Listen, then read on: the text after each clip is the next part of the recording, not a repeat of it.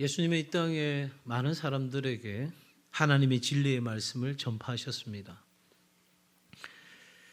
그 중에 많은 사람들은 오늘 우리가 읽었던 말씀처럼 예수님을 믿었습니다. 그러나 끝내 유대인들은 그 말씀에 대한 반론을 펴고 의심하고 배척했습니다. 그리고 심지어 예수를 십자가에 못 박았습니다. 오늘 우리가 읽었던 이 말씀은 우리가 믿는다고 할 때 그 믿는 것이 무엇인지, 또한 우리가 믿음으로 성숙한 삶을 살게 된다는 것이 어떤 의미인지를 잘 가르쳐 주고 있습니다. 자, 여러분 오늘 말씀의 30절 말씀 한 번 더 보시겠습니까? 이 말씀을 하심에 많은 사람이 믿더라. 우리가 앞의 내용까지는 다 살펴보지 않겠지만 결론적으로 예수님께서 말씀을 전하셨고 많은 사람들이 그 말씀에 감동되어져서 믿고 따르기로 결정한 내용이 나오죠. 그런데 여러분 31절입니다. 31절 같이 읽어볼까요? 시작. 자기를 믿은 유대인들에게 이르시되 너희가 내 말에 거하면 참으로 내 제자가 되고. 자, 뭔가 영화로 이야기해 보면 앞에는 그냥 순풍에 돛단 듯 자연스럽게 흘러가는, 그래 그렇게 말씀 전하시는데 믿어야지, 이렇게 당연하게 뭔가 받아들여질 수 있는 분위기라면 31절은 뭔가 좀 어두운 그림자가 밀려오는 것 같은, 뭔가 그 믿은 것에 있어서 예수님께서 마치 의문을 제시하는 것 같은 그런 분위기가 31절에 나타납니다.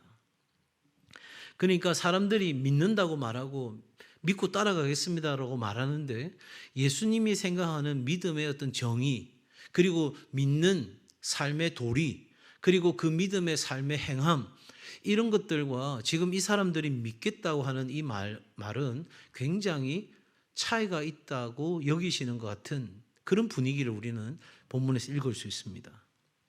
아니나 다를까 여러분 32절, 36절에 예수님의 말씀에 유대인들이 발끈하는 반응을 보입니다. 예수님께서 말씀하신 것은 한마디로 예수 그리스도 안에서, 하나님 말씀 안에서 너희가 자유롭게 되리라 하는 말씀이잖아요.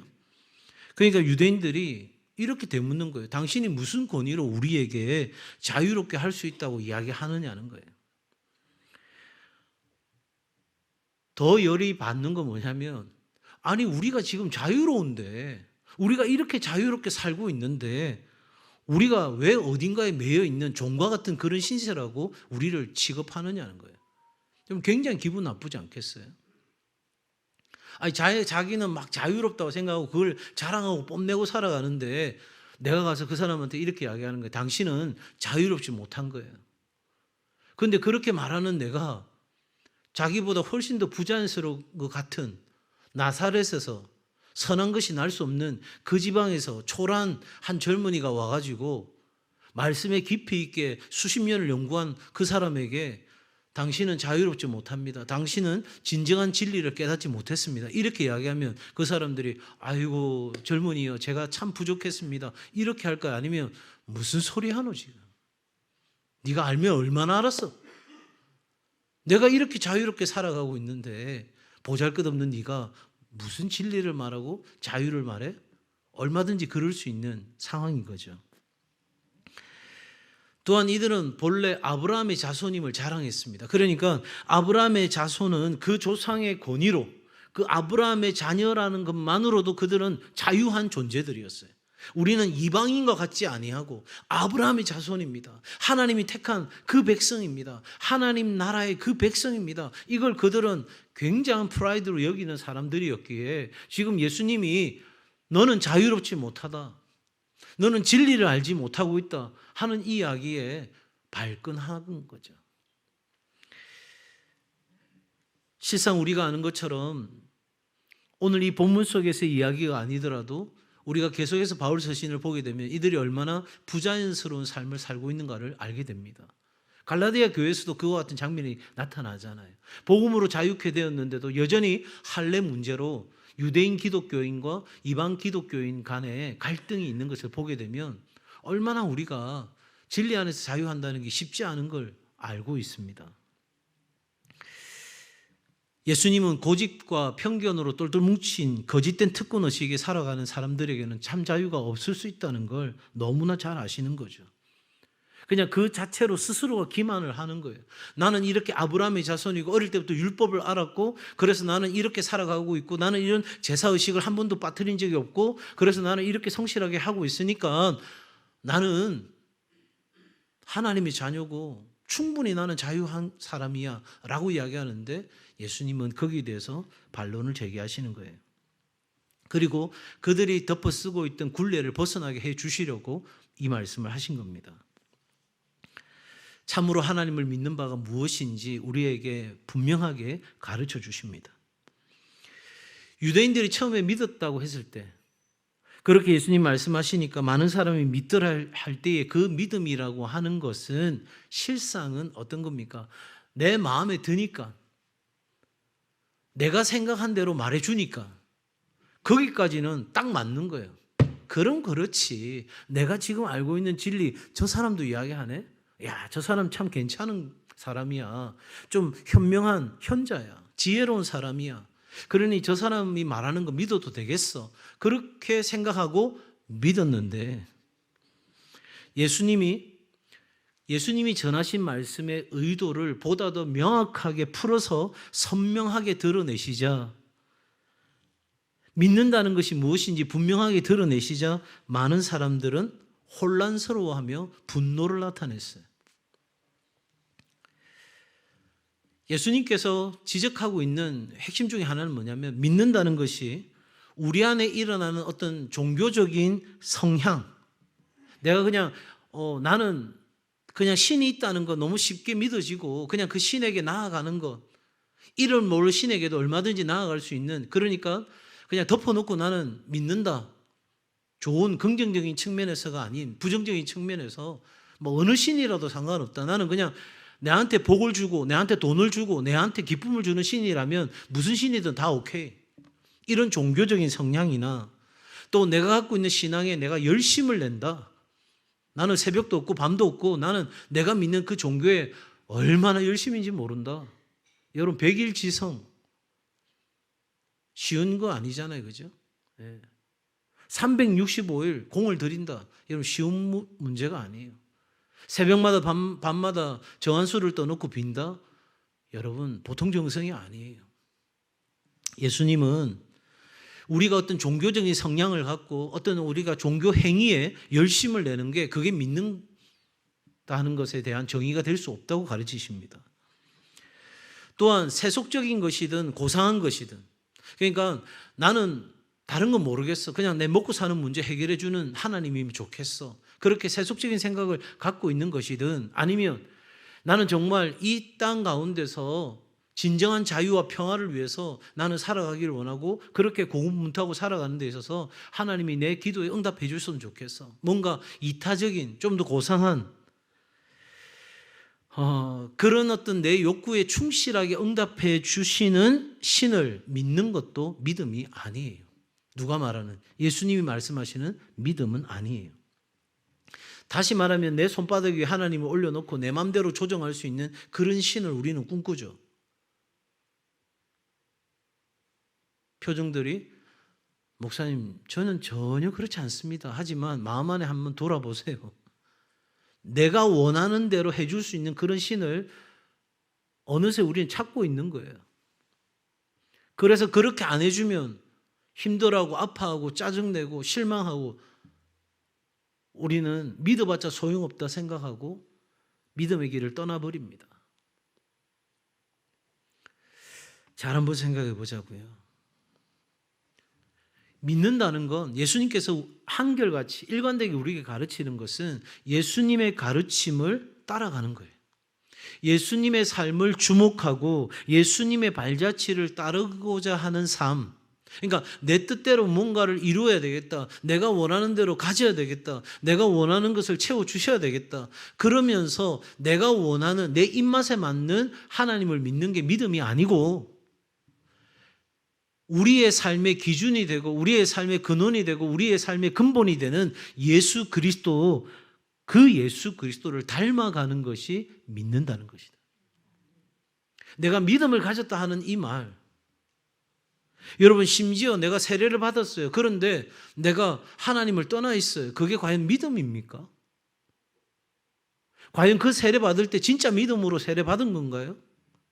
정말 내 인생을 송두리째 뒤바꾸는 그 결정을 하면서 세례 받은 건가요? 아니요. 저는 이렇게 생각해요. 저희 교회도 세례를 쉽게 주는 편이에요. 제 마음 안에 어떤 생각이 있냐면 세례를 너무 쉽게 주기 때문에 한국 교회가, 죄송한 표현입니다, 엉망이 되었다고 생각하는 사람 중에 한 사람이에요. 초대교회는요, 세례 함부로 주지 않았습니다. 교회 들어오는 것도 쉽지 않았습니다. 왜요? 잘못된 사람이 들어오면 그 공동체가, 카타콤이, 그 괴물고 같은 카타콤이 하루아침에 다 박살이 나는 거니까. 초대교회 자료들 읽어보시면 나도 당신이 믿는 그 예수님 믿고 싶습니다 이야기하면 처음부터 이거 잘 됐습니다. 그런 게 아니라, 여러분, 그래요? 잘 모르겠는데 혹시 저기 저 사람 보이시죠? 저 사람 한번 따라다니면서 저 사람처럼 할 수 있는지 한번 생각해 보시고 다시 이야기 나누는 게 좋겠습니다. 그 사람은 어떤 사람입니까? 자신의 생명을 걸고 자신의 권리를 포기하고 예수 그리스도를 따르기로 결정한 사람이에요. 지금처럼 예수 믿고 안 믿고 전혀 내 삶의 어떤 권리나 내가 해야 될 어떤 것에 대한 제한이 없는 이런 구조 안에서는 별 문제가 아니죠. 그런데 예수를 믿는다면 그 당시에는 감옥에 가두고 사람을 사형해, 그리고 사자굴에 던지고, 그런 상황이 펼쳐지는 상황. 그리고 가족 안에서 예수를 믿는다면 그 가족으로부터 완전히 잘려나가는 상황. 심지어 돌팔매질도 당할 수 있는 그런 상황에서 예수를 믿는다는 건 생명을 건 거잖아요. 그래서 저 사람처럼 살아갈 수 있겠거든 다시 오라고. 그렇게 여러 차례를 거치고 난 뒤에 진정으로 그 삶에 대해 이해한 사람이 교회 공동체 안에 들어오고, 그 교회 공동체 안에 들어와서 예수 그리스도를 믿는다는 건, 이건 그냥 적당한 형식적 고백이 아닌 거예요. 어릴 때부터 내가 학습되어진 결과로 그냥 세례받을 나이가 되었으니까 세례받아야 된다, 이 차원을 해서 세례받고, 그래서 나는 영원한 하나님의 자녀 되었으니 나는 절대 버려지지 않고 나는 영원한 구원을 얻었다. 여러분, 구원을 얻었는데 하나님 앞에 나오지 않고, 구원을 얻었는데 믿음대로 살아가지 않고, 구원을 얻었는데 하나님이 기뻐하시는 길이 아닌 세상이 원하는 길로 걸어가고 있다? 뭔가 이상하잖아요. 이거 안 맞잖아요. 물론 우리에게는 그런 기대가 있죠. 하나님께서 그 영혼을 버리시지 않는다. 그리고 반드시 돌아오게 하신다. 그 믿음이 있으니까 부모된 우리가 눈물로 기도하는 거 아니겠어요? 적어도 예수님께서 말씀하시는 건 네가 주일날 성경책 들고 이 울산 동성교회 출석한다고 해서 네가 다 믿는 게 아니다는 거예요. 그러면 우리로서도 혼란스럽지 않겠어요? 나는 믿는다고 지금 20년, 30년 동안 믿음 생활 잘하고 교회를 섬겼고 그래도 내가 제법 이렇게 헌신하고 살았는데 도대체 그럼 나는 뭐냐? 잘하셨어요. 지금까지 훌륭히 잘 해오셨어요. 그러나 내 삶이 마침표를 찍는 그날에는 내 삶이 예수님을 참 많이 닮아 있는 삶이 되어야 우리의 믿음이 증거가 되는 거예요. 우리는 진리를 추구하는 존재예요. 우리가 예수님처럼 되어졌기 때문에 구원을 받는 것이 아니라 이건 우리의 평생에 걸어가는 과정이에요. 그래서 우리는 되어감의 존재 속에 있는 거예요. 공사 중인 거예요. 우리는 끊임없이 공사 중인 거예요. 그래서 그 공사를 멈춰서는 안 되는 거예요. 이 정도 훈련 받았으니까 됐지. 이 정도 내가 교회에서 생활했으니까 됐지. 아닙니다. 아니요. 어디까지? 그리스도의 장성한 분량에 이르기까지, 그리스도가 내 안에서 역사할 때까지, 그리스도가 내고 내가 그리스도가 되는 그 순간까지. 성 버나드가 이야기하는 것처럼 예수님을 너무너무 사랑하기 때문에 나를 사랑하는 단계까지 우리가 가는 이 여정에 우리가 있는 거죠. 이 진리에 접근하면 접근할수록 우리는 진정한 자유를 누리게 된다는 것이 오늘 예수님께서 이 이스라엘 백성들에게 말씀하신 내용이에요. 그러니까 그 전까지는 우리는 부자연스러운 삶을 살 수밖에 없다는 거예요. 나는 자유로운 것처럼 살아갈 수 있다고 말할 수 있는지 몰라도 그건 자신을 사실은 속이는 거죠. 여러분, 제가 수영을 할 수 있을까요? 없을까요? 질문이에요. 수영을 할 수 있을까요? 없을까요? 예, 할 수 있어요. 그런데 얼마 못 가요. 그런데 수영을 아주 오래 한 사람들은 몇 번을 막 왔다 갔다 하는 거예요. 제가 큰맘 먹고 운동한다고 여기 밑에 수영장을 끊었는데, 그래서 이게 레슨 받기에는 뭐 여러 상황들이 좀 그래서 자유수영을 끊었어요. 제가 한날 하루 가가지고 얼마나 창피했는지 몰라요. 저 딴에는 막 마음껏, 제가 그래도 옛날에 수영을 좀 배웠거든요. 그래서 저 딴에는 막 갔는데 눈을 딱 뜨니까 그 안전요원이 있는 바에 제가 가 있더라고요. 얼마나 이 나이에 창피하든지. 여러분, 저도 수영할 수 있죠. 수영하는 거 알아요. 자유형도 할 수 알고 배영도 할 수 있어요. 그런데 진짜 모든 유형을 다 해낼 수 있는 사람, 그래서 그 수영을 하면서 마음껏 즐길 수 있는 사람에 비해서는 저는 턱없이 부자연스러운 거죠. 우리의 신앙도 마찬가지인 거예요.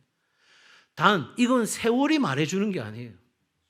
세월이 30년 40년 됐다고 해서 그리스도의 그 진리 안에서 내가 자유로울 수 있느냐? 이건 다른 문제인 거예요.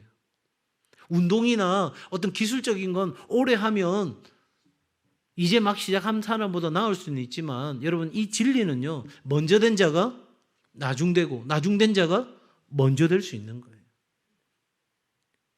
그러기에 교회가 건강한 교회가 되려고 하면 먼저 믿은 사람들이 먼저 앞서가는 일들이 계속 있어야 그 교회가 뒤따라가는 사람들이 편안하게 갈 수 있는 그런 자연스러운 영적 질서가 세워지는 것. 그래서 저는 그걸 굉장히 중요하게 생각합니다.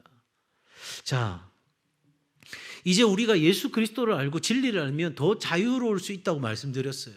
더 깊이 있게 예수 그리스도의 그 은혜의 그 공간 안에서 우리는 마음껏 즐기면서 나아갈 수 있는데, 우리를 부자연스럽게 하는 가장 대표적인 거 세 가지만 제가 오늘 한번 다루고 말씀을 마무리하려고 합니다. 그 첫 번째는 뭐니 해도 머니입니다. 돈의 문제입니다. 물질에 대한 거예요. 여러분, 예수님께서 우리 가운데 오셔서 전해주시는 이 말씀, 너희가 내 안에 있으면 자유했다, 진리가 너희 안에 있으면 자유하다, 왠지 이건 우리에게는 어떻게 좀 들리냐면, 무언가의 통달한 도사님이 우리에게 나타나가지고 그분은 모든 것에 자유로운 분이에요. 그래서 우리에게 이렇게 말하는 거예요. 자유하라.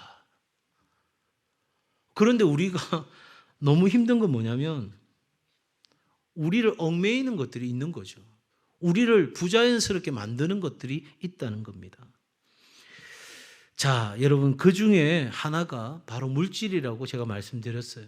예수님도 그런 물질에 대한 어떤 부담감이 있으셨을까? 네, 있었습니다. 예수님도 우리와 같은 궁핍함을 똑같이 경험하셨어요. 물론 카드는 그 당시 없었기 때문에 카드값 내는 것까지는 고민 안 하셨겠지만, 무엇을 먹을까, 무엇을 입을까, 어디에서 자야 할까, 예수님도 우리와 똑같이 고민스러운 시간들이 있으셨어요. 그런데 우리와 다른 건 뭐냐면, 예수님은 거기에 얽매이지 않았다는 거예요. 여러분, 예수님이 먹고 사는 것에 얽매였다, 은혜 되시면 아멘 하라고 하기는 이상하잖아요. 생각해 보세요. 예수님이 먹고 사는 거에 얽매였다, 물질에 부자연스러웠다, 물질 때문에 맨날 고민하고 힘들어했다. 뭔가 우리가 아는 예수님하고는 전혀 어울리지 않는 장면 아니겠어요? 예수님도 자유로울 수 없는 환경임에도 불구하고 자유로웠던 거예요. 더 나아가서 많은 사람들을 자유하게 하셨죠. 여러분, 우리는 이렇게 물질적인 어려움에 때때로 봉착합니다. 그럴 때마다 돈이 없음을 한탄하고 이 물질의 부족함 때문에 얽매이고 움츠러듭니다. 이것도 못하겠고 저것도 못하겠고, 나도 좀 좋은 일 하고 싶고 나도 이렇게 하고 싶은데 너무너무 없어서, 가난해서, 어려워서 이것도 못하고 저것도 못해. 왜 이런 거야? 왜 나만 이렇게 힘든 거지? 우리는 이렇게 얽매여 있습니다. 여러분, 그럼에도 예수님은 도대체 어떻게 그 물질에서 자유로울 수 있었을까? 우리가 그토록 원하는 집, 예수님 없으셨어요. 집도 절도 없었어요. 종종 배를 곤기도 했고, 그래서 안식일 논쟁이 생기기도 했습니다. 그런 상황에서 예수님께서 하신 말씀이 뭡니까? 공중의 새와 들의 백합화를 보라고 말씀하셨어요. 그리고 이 세상의 미물들도 하나님이 능히 입히시는데 하나님의 자녀된 우리를 더 잘 돌보아 주시지 않겠느냐. 물질적인 부자연스러움이죠. 이걸 어디로 가져갔냐면 하나님의 약속의 말씀으로 가져간 거예요. 나는 지금 물질적인 어떤 이 부족 때문에 뭔가 얽매여 있어요. 지금 필요해요. 지금 당장에 내 통장에 얼마가 꽂아져야 돼요.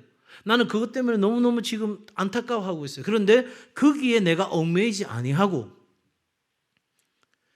이 일이 내 삶의 진리를 따라 살아가는 것을 위하여 지금 필요한 거라면 하나님은 지금 주신다.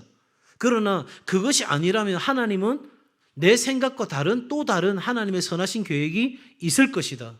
그래서 나는 이 물질의 부족함 때문에 내 통장에 채워져야 될 그 재정적인 어려움 때문에 내가 여기에 삶이 골몰되어져 있는 것이 아니고 내 삶은 하나님의 말씀으로 가져간다.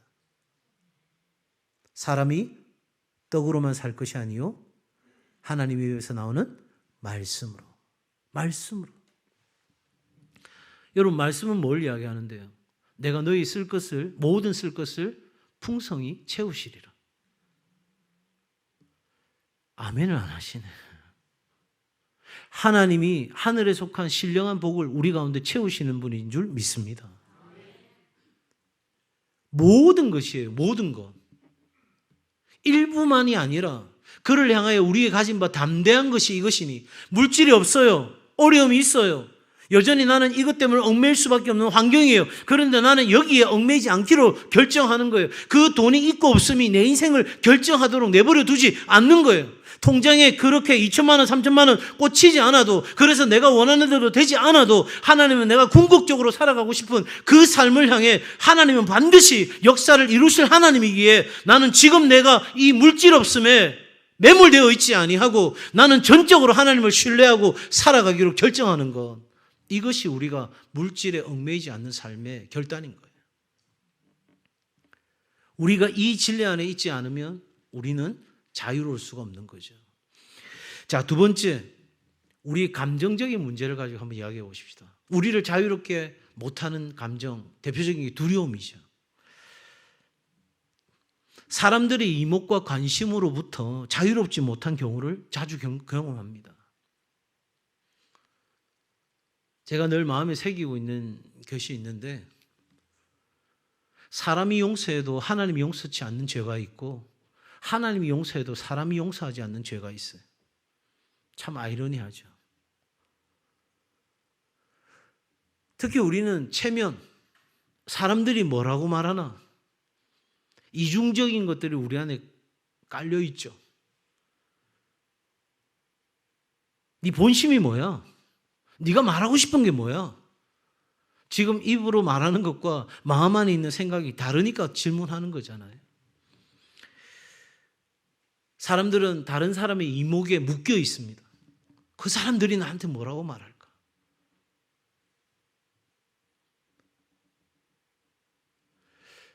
교회 신앙생활 하면서도 마찬가지예요.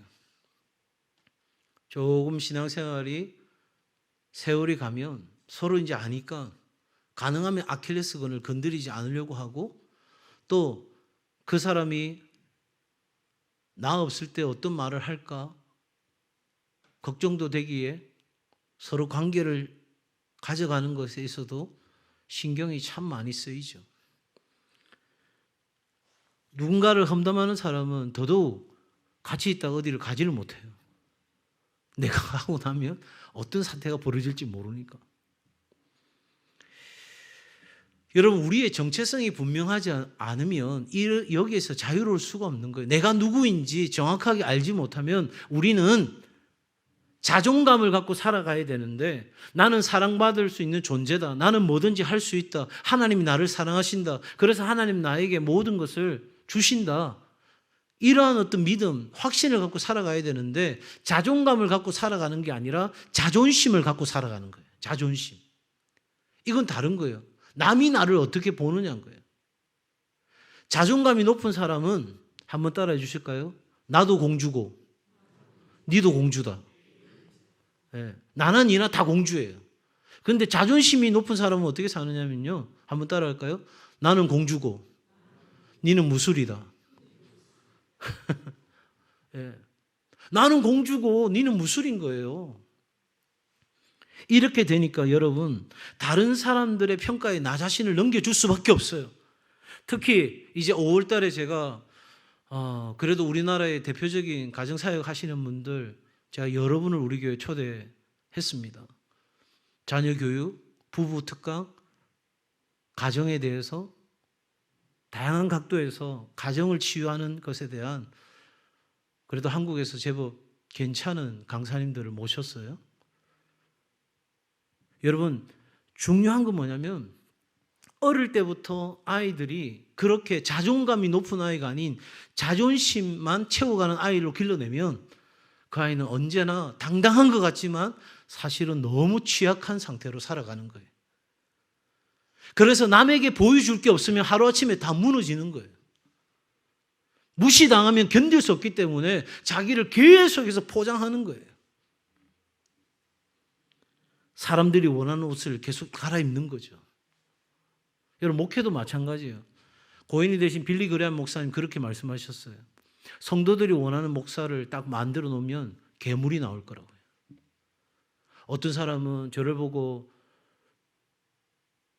튼실해서 보기 좋다는 사람이 있고 어떤 사람은 살 좀 빼라가는 사람이 있을 거고 어떤 사람은 머리가 좀 그래도 좀 길었으면 좋겠다는 사람이 있을 거고 어떤 사람은 머리가 항상 좀 짧고 깨끗했으면 좋겠다는 사람이 있을 거고 어떤 사람은 넥타이를 왜 양쪽으로 매냐 한쪽만 매도 요즘 다 멋있게 되던데 그러니까 사람들이 원하는 옷을 입으면 빌리 그레함 목사님은 뭐라고 결론 내리시냐면 괴물이 되어 있을 거라는 거예요. 왜? 우리는 다 다르잖아요.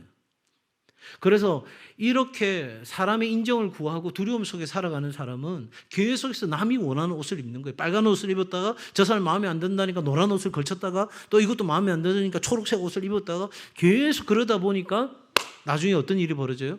도대체 내가 누군 거야? 내가 뭐 하려고 인생을 산 거지? 이렇게 되는 아이들은요, 내가 뭘 해야 될지를 모르는 거예요. 내가 누군지를 모르는데, 그래서 내가 뭘 좋아하고 잘하고 뭘 가치 있게 여기는지 한 번도 자기 자신에게 진지하게 성찰해 본 적이 없기 때문에 남이 원하는, 부모가 원하는, 다른 사람들이 원하는, 그래서 여러분, 이러한 삶에는요, 칭찬이 독이 되는 경우가 많아요. 그 칭찬 한마디에 목을 메고 교회 속에서 나는 그걸 만족시키려고 살다 보니까 내가 누군지도 내가 뭘 잘할 수 있는지도 다 잃어버리고 사는 거죠. 여러분 예수님도 사람들의 시선에서 자유로울 수 있는 분이 아니셨어요. 예수님은 나사렛 출신입니다. 그런데 그 당시 사람들은 어떤 생각을 갖고 있었어요? 나사렛에서는 선한 것이 날 수가 없다는 생각을 갖고 있었어요. 출신 성분, 가문, 학벌, 아버지 직업이 뭐예요? 목수요. 네. 목수입니다. 뭔가 자유로울 수 있는 분위기가 아닙니다. 그리고 누군가가 그 옆에서 계속해서 해명해 주시는 분이 있는 것도 아니었습니다.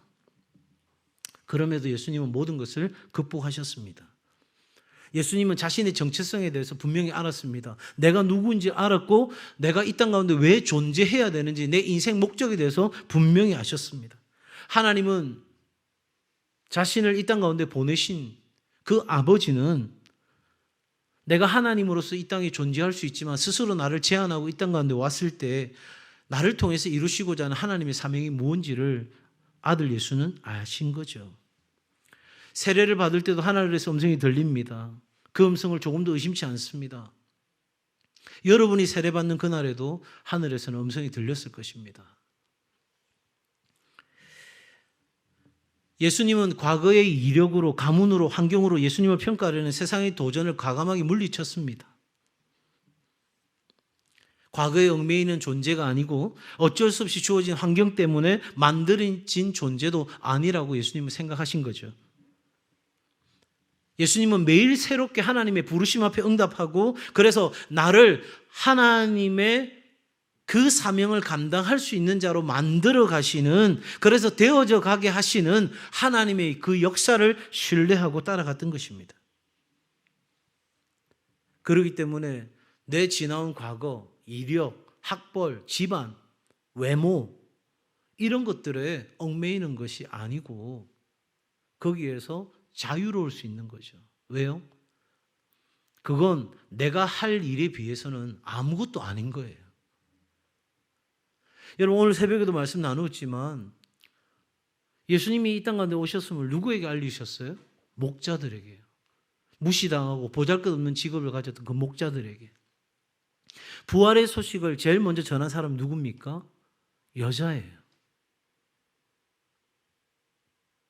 여러분 그러니까 부활의 이 놀라운 복음이 얼마나 확실했으면 그 당시 무시당하는 여자에게 가장 먼저 예수님께서 말씀하고 그 부활의 복음을 전해라고 했을까요? 믿지 못할 이야기면 진짜 말 잘하고 똑똑하고 사람들로부터 인정받는 사람한테 부활을 이야기해서 헷갈려하는 사람들에게 얼마나 미사역을 넣어가지고 논리적으로 설득해서 이야기를 하게 하셨을까요? 그런데 부활이 너무 확실하기 때문에 세상이 미련하다 생각하고 세상이 숫자에도 넣지 않는 여인으로 하여금 그 부활을 목격하게 하고 그 부활의 복음을 전하게 한 거죠. 그러니 여러분, 아들을 잉태하고 메시아를 낳게 되는 이 보잘것없는 마리아에게, 주의 여종에게 지나온 삶의 어떤 학벌, 집안, 과거, 사람들의 시선, 그거 다 아무것도 아닌 거예요. 그러니까 진리를 진리대로 만난 사람, 예수 그리스도를 예수 복음으로 만난 사람은 누구나 이렇게 자유로운 삶을 선택하고 결정하고 살아가는 거예요. 세 번째, 가장 우리를 부자연스럽게 만드는 게 뭡니까? 바로 죽음입니다. 건강의 문제죠.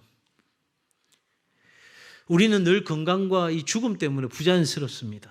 몸만 건강하다면 무엇이든지 할 수 있을 텐데 죽음이 늘 주위에서 궁극적인 가치를 향해 나아가는 우리의 발걸음을 딱 잡습니다. 여러분 예수님께도 이 부자연스러움은 있었습니다. 겟세마네에서 기도하시던 예수님 기억나시죠? 두려움이 절정을 이루는 그 상황입니다. 여러분 인간이라면 누구나 물리적인 존재, 다시 말하면 내 눈에 보이는 이 육체를 가진 존재의 소멸과 내 육체가 안전하게 거하는데 위기가 찾아오는 것에 대해서 모두가 다 두려워하고 거기에 대해서 깊은 관심을 기울이는 건 어쩌면 당연한 일일 수 있습니다. 예수님 역시도 이 존재에 대한 두려움을 그대로 받아들이셨어요. 그런데 그 존재의 두려움이 올 때마다 예수님이 물으신 것은 내가 이 땅에 왜 존재하는가에 대한 물음인 거예요. 잘 들어보셔요. 예수님 살려고 오셨어요? 죽으려고 오셨어요? 뭐하러 오셨어요? 죽으러 오셨어요. 그리고 우리를 살리려 오신 거예요. 그러니까 내 상황 자체가 이 죽음으로 향해 가는 거 두렵지가 않는 거예요. 내가 죽으면 영광을 보리라. 그 역사가 일어나는 거예요. 여러분 우리도 내가 누구인지를 알고 내게 주어진 사명이 뭔 줄 알면 오늘 내 삶에 펼쳐지는 그 여러 가지 위기와 어려움들, 건강과 죽음에 대한 공포가 우리 가운데 찾아올 때에 우리는 바로 내가 하늘의 밀이 되어 이 땅 가운데 썩어질 존재라는 걸 인식하고 살아간다면, 그래서 하나님의 영광을 위하여 이 땅 가운데 나를 심었다고 믿는다면 우리는 우리의 건강을 잃음과 죽음에 대하여 두려워하지 않는 거예요. 그 말이 제가 건강에 대해서는 아무 생각도 없이 막 살아야 된다 이 이야기가 아니에요. 최선을 다해서 건강관리도 하시고 잘 하셔야 되겠지만, 그러나 궁극적으로 우리가 오늘 존재하는 이유는, 여러분 잘 보세요. 태어나서 중간에 있는 삶을 싹 빼면 어디로 가고 있어요 지금? 태어나서 죽으러 가고 있는 거예요. 그렇다면 우리는 이 죽음을 어떤 죽음으로 맞이하는가에 대해서 결단할 수 있다면 오늘 지금 이 과정 속에 찾아오는 어려움이나 고통에 대해서 우리는 자유로울 수 있는 거죠. 그래, 나는 어차피 한번 죽을 삶이고 그 죽음 삶이 예수 그리스도를 닮아서 하나님의 미랄이 되어 이 땅 가운데 하나님의 영광을 위해서 내가 죽는다면 오케이. 아니, 그런데 목사님 병 걸려 죽는 건 아니잖아요.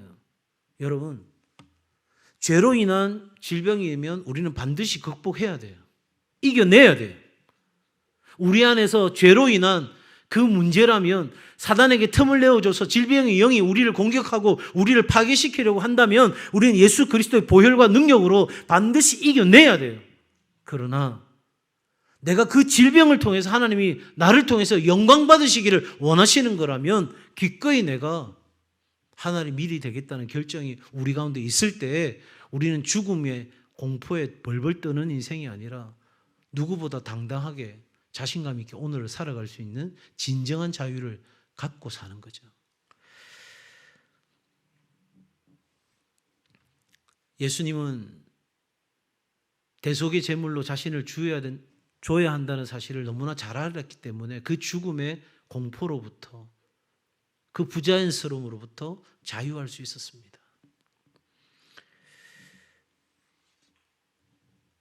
우리는 섬김을 위해 서로에게 자신을 내어주는 삶으로 부름받은 사람들입니다. 여러분이 인정하든 인정하지 않든 하나님께서 저와 여러분을 그리스도인으로 불러주셨을 때는 하나님을 사랑하고 이웃을 사랑하는 사람으로 저와 여러분을 부르신 줄로 믿습니다. 그러니 세상 사람들이 세워놓은 기준 때문에 힘들어할 이유가 아니에요. 오늘 새벽에도 말씀 본 것처럼 세상이 만들어 놓은 그 질서를 완전히 뒤엎어버리는 새로운 삶의 질서를 만들어내는 것이 그리스도인입니다. 그럴 때 우리가 붙잡고 있는 명예, 권력, 그 모든 것들로부터 우리는 진정한 자유를 누릴 수 있게 되는 것이죠. 우리가 예수 그리스도 안에서 자유로워진다는 것, 그게 어쩌면 예수님께 또 얽매이는 것이 아닙니까? 라고 질문하실 수 있을 것 같아요. 그런데 갈라디아서 5장 1절에서 이렇게 말씀하십니다. 그리스도께서 우리를 자유롭게 하려고 자유를 주셨으니 그러므로 굳건하게 서서 다시는 종의 멍에를 매지 말라. 우리는 예수 그리스도로부터 자유함을 받은 사람들입니다. 그리고 이 자유는 내가 선택할 수 있는 자유예요. 그러니까 내가 예수 그리스도를 따라간다, 내가 예수 그리스도를 믿는다, 내가 예수 그리스도 안에서 온전한 삶을 살고자 한다, 그것은 그리스도에게 내가 속박되는 것이 아니고 내게 주신 자유를 가지고 자발적으로 내가 그리스도를 따라가기로 결정하는 것입니다. 그러니 우리 주님은 우리에게 하나님 말씀 안으로 들어오라고 우리를 초대하시는 거죠. 두드리고 계시는 겁니다. 내가 말하는 것 밖에 있으면, 내 밖에 있으면, 너희가 내 안에 거하지 않고 내 밖에 있으면 너희가 온전한 자유를 누릴 수 없단다. 그러니 내 안에 들어와서 내가 너에게 전해준 말씀을 안에서 나를 만나고 내 안에서 풍성한 자유를 누렸으면 좋겠다. 그렇게 우리를 초대하시는 거죠.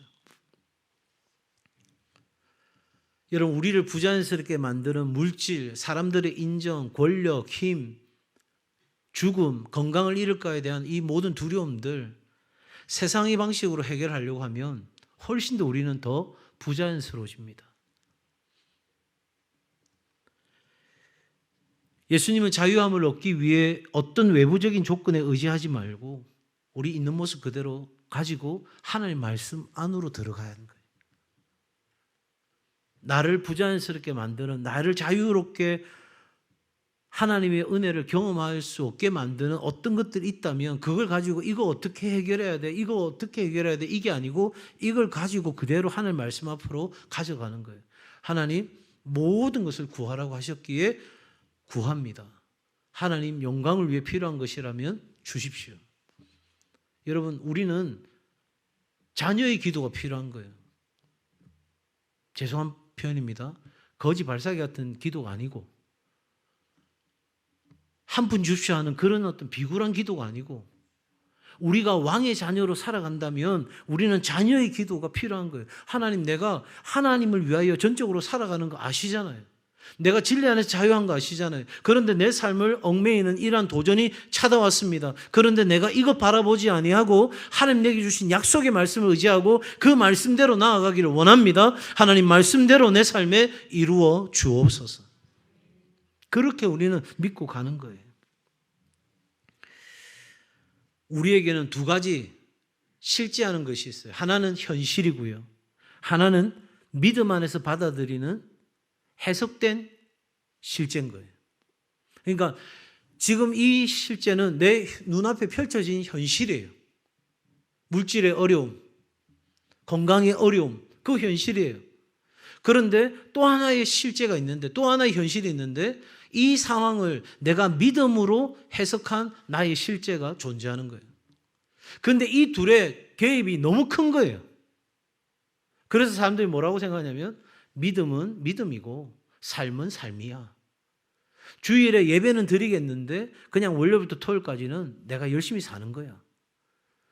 여러분, 계속해서 평행선을 달립니다. 이래 가지고는 누구를 닮을 수 없어요? 예수님을 닮을 수가 없어요. 예수님을 닮지 않는다는 건 곧 내가 뭐가 없다는 거예요? 믿음이 없다는 거예요. 믿음이 있다 해도 믿음이 적은 거예요.